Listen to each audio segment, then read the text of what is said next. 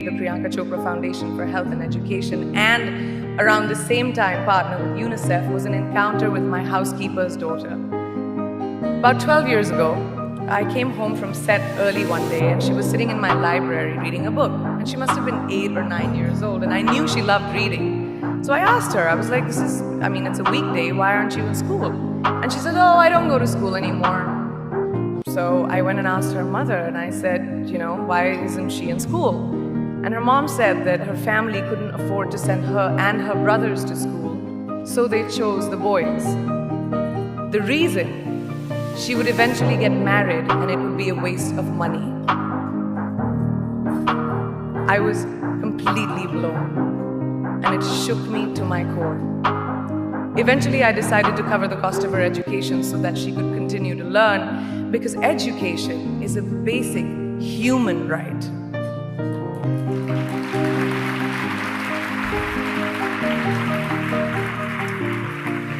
And a huge necessity, especially today. From that point on, I was determined to make a difference in as many children's lives as I could, in whatever big or small way that I could contribute. There's a really, really beautiful quote that I read recently, and I think it's absolutely appropriate to explain what I'm trying to say today. The hand that rocks the cradle, the procreator, the mother of tomorrow, a woman shapes the destiny of civilization. Such is the tragic irony of fate that a beautiful creation such as a girl child is today one of the gravest concerns facing humanity. Girls have the power to change the world. It is a fact, and yet today, girls are more likely than boys never to set foot in a classroom, despite of all the efforts and progress made over the last 2 decades. I'm just going to give you a stat, more than 15 million girls of primary school age will never learn how to read or write, compared to 10 million boys. Primary school, it's the beginning of our future.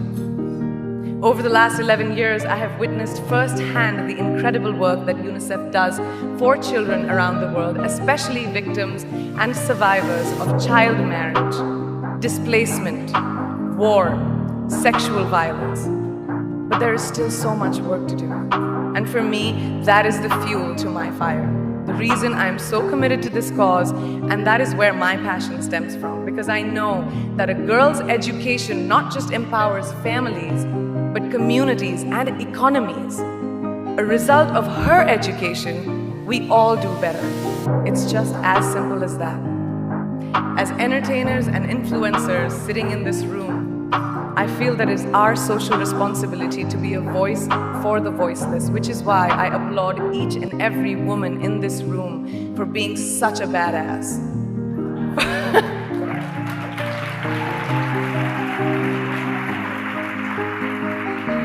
For using your platform and your voice to contribute to change, and for ensuring that there is not even one lost generation as long as we are alive.